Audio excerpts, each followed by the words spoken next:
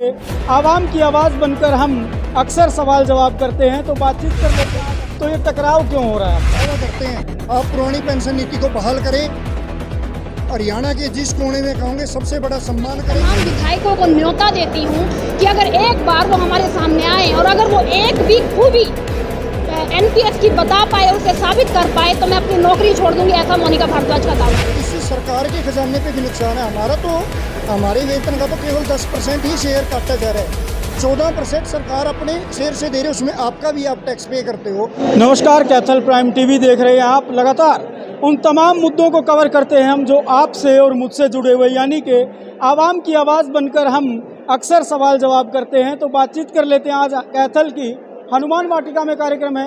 कार्यक्रम क्या है वो भी आपको बता दें कि कर्मचारी हैं, और ये कर्मचारी एक 4th क्लास से लेकर के 1 नंबर तक के जो कर्मचारी है वो तमाम कर्मचारी आज इकट्ठा हुए हैं। लेकिन सरकार की व्यवस्था को चलाने वाले कर्मचारी आज सरकार के खिलाफ कह सकता हूं कि हैं, या फिर सरकार की नीतियों के खिलाफ हैं। तो क्या कुछ रणनीति बनाई है, वो तमाम सवाल जानने के जवाब जानेंगे। सर, नाम बता दें आपका। विजेंद्र धारीवाल, प्रदेश अध्यक्ष पेंशन वाली संघर्ष समिति हरियाणा। जी, तो सर आपके जो प्रदर्शन है वो आज आपका चिंतन शिविर है, लेकिन इससे पहले कई आपके बड़े प्रदर्शन भी देखे जिसमें मैं कह सकता हूं कि आपकी ओर से सीधा टकराव रहा है सरकार के साथ। तो ये टकराव क्यों हो रहा है आपका? देखिए, 2004 में केंद्र सरकार द्वारा और 2006 में राज्य सरकार के द्वारा नई पेंशन योजना लाई गई, जो कि पूरी तरह से बाजार आधारित पॉलिसी है, जिसमें कर्मचारियों का 10% और सरकार पहले 10% देती थी, अब 14% उन्होंने कर दिया। और मैं आपको बता दूं, जो सरकार 14% दे रही है वो अपनी जेब से तो देती नहीं, वो आपके और मेरे टैक्स का पैसा है। उसको कर्मचारियों की पेंशन के नाम पर बहुराष्ट्रीय कंपनियों में इन्वेस्ट किया जाता है, जहाँ से।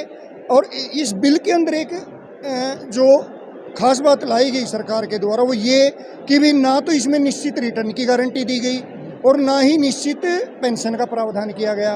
उसके अलावा जो हमारे मेडिकल भत्ते हमें मिलते थे,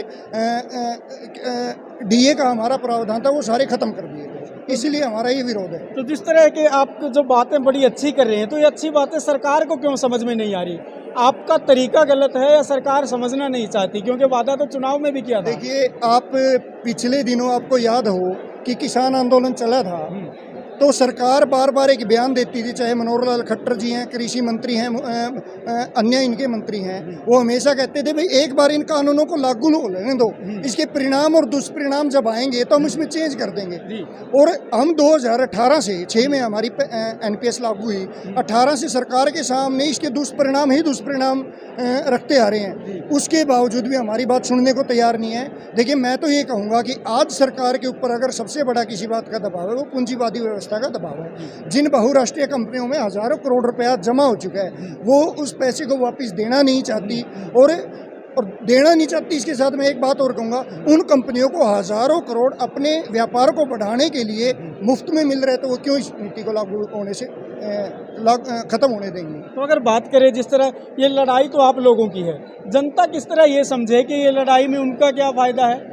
उनके लिए किस तरह की लड़ाई लड़ रही है, या फिर आने वाली नस्लों के लिए आप किस तरह की लड़ाई लड़ रहे हैं? किस तरह वो समझे इस बात? देखिए, मैं आपको एक बात बता दूं, ये आज सबको ये लगता है कि ये कर्मचारी अपनी पेंशन के लिए घूम रहे हैं, ये चाह रहे हैं बुढ़ापे में इनको बड़ी बड़ी पेंशनें मिले।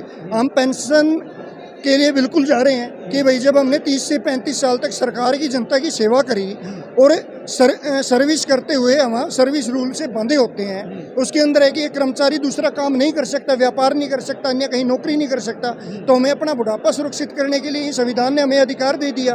और ये कहा गया भी जो आज इनका जीवन स्तर आज है, बुढ़ापे में ये कहीं परेशान ना हो, बुढ़ापे में दर दर की कर्मचारी ठोकरें ना खाएं, इसलिए पुरानी पेंशन नीति का प्रावधान था, कर्मचारी ने खत्म किया। अब बात आती है, जैसा आपने सवाल किया कि आम जनता इसमें क्यों आई, मैंने पहले भी आपको बताया कि हमारे वेतन का तो केवल 10% है, 14% सरकार अपने खजाने से प्राइवेट कंपनियों में इन्वेस्ट कर रही है हमारी पेंशन के नाम पर, और उसका ना तो लाभ हमें मिल रहा ना सरकार को मिल रहा।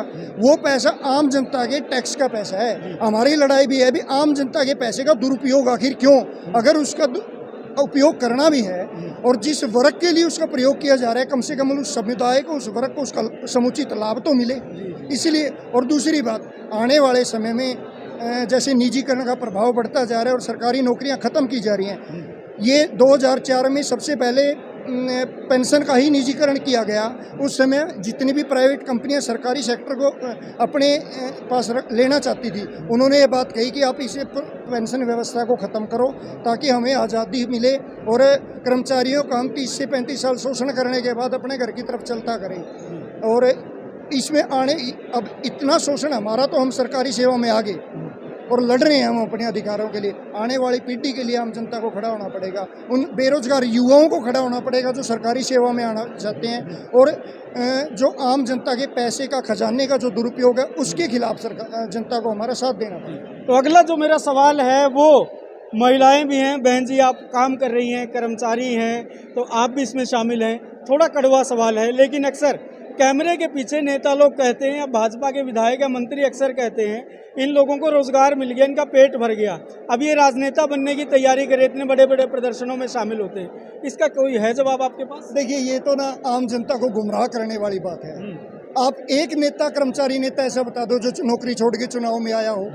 हम अपने अधिकारों तक लड़ते हैं। आज पेंशन वाली संघर्ष समिति है, सरकार से हम दावा करते हैं आप पुरानी पेंशन नीति को बहाल करें, हरियाणा के जिस कोने में कहोगे सबसे बड़ा सम्मान करेंगे।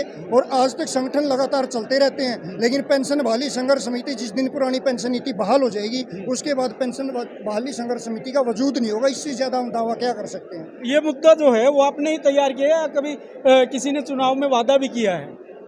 नहीं, ये 2018 में जब हमने संघर्ष शुरू किया, इसकी कमियों को उजागर करना शुरू किया और हमारे साथ सभी विभागों के कर्मचारी एक संगठित हो गए, तो जननायक जनता पार्टी के उस समय के प्रमुख दुष्यंत चौटाला जी ने वादा किया था स्थापना दिवस पर कि जैसे ही उनकी सरकार बनेगी वो तुरंत प्रभाव से पुरानी पेंशन नीति को बहाल कर देंगे। उनके मैनिफेस्टो में भी था कि पुरानी पेंशन नीति को बहाल कर देंगे, लेकिन आज वो इस वादे से मुकरते हुए नजर आ रहे हैं। उन्होंने ताऊ देवीलाल को जननायक के तौर पर जाना जाता है और पेंशन पुरुष के, उन्होंने तो बुढ़ापा पेंशन सामाजिक सुरक्षा ताकि हमारे बुजुर्गों का सम्मान बना रहे वो शुरू की थी। और दुष्यंत चौटाला जी उनकी नीतियों पे चलने का तो दावा करते हैं, लेकिन कहीं ना कहीं उसके विपरीत किए गए अपने वादों से भागते हुए नजर आते हैं। तो जिस तरह हम बातचीत कर रहे थे, और अक्सर बातचीत करते हैं हम जेजेपी के उन तमाम नेताओं से कि आप लोगों ने पेंशन काट दी, वो कहते हैं कि कहाँ काट दी। तो आप यहाँ से इस बात को ज़रा गौर से सुन लीजिएगा डिप्टी चीफ मिनिस्टर साहब, ये लोग उसी बात को लेकर यहाँ चिंतन शिविर कर रहे हैं कि आपकी जो कार्यशैली है उस कार्यशैली से इन लोगों को कितना नुकसान है और जनता को क्या नुकसान है, ये सीधा निष्कर्ष आप यहाँ से सुन सकते हैं। और सीधे तौर पर मैं कहूँगा कि जो आपने वादा किया था चुनाव में, उसी वादे को याद दिलवाने का इंतजाम जो है ये कर रहे हैं। और आगे की रणनीति क्या रहेगी सर, अगर इस तरह सरकार नहीं मानती है? देखिए, आज हमारा ये चिंतन शिविर है, इसी चीज़ को लेकर हम चल रहे हैं कि सरकार अगर हमारी बात को नहीं मानती है तो आने वाले समय में हम ब्लॉक जिला स्तर से शुरू होते हुए राज्य स्तरीय बड़ा आंदोलन करेंगे। और सरकार में आज माननीय मुख्यमंत्री दुष्यंत चौटाला जी, उप मुख्यमंत्री और उनके तमाम जितने भी विधायक और मंत्री हैं, उनका हर मंच पर घेराव करने का और विरोध करने का काम करेंगे।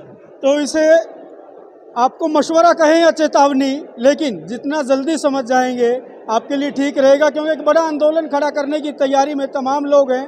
तो इसी तरह की तमाम जानकारियों के लिए जुड़े रहिए मेरे साथ। मैं हूं संदीप बागड़ी, कैथल प्राइम टीवी देख रहे हैं आप।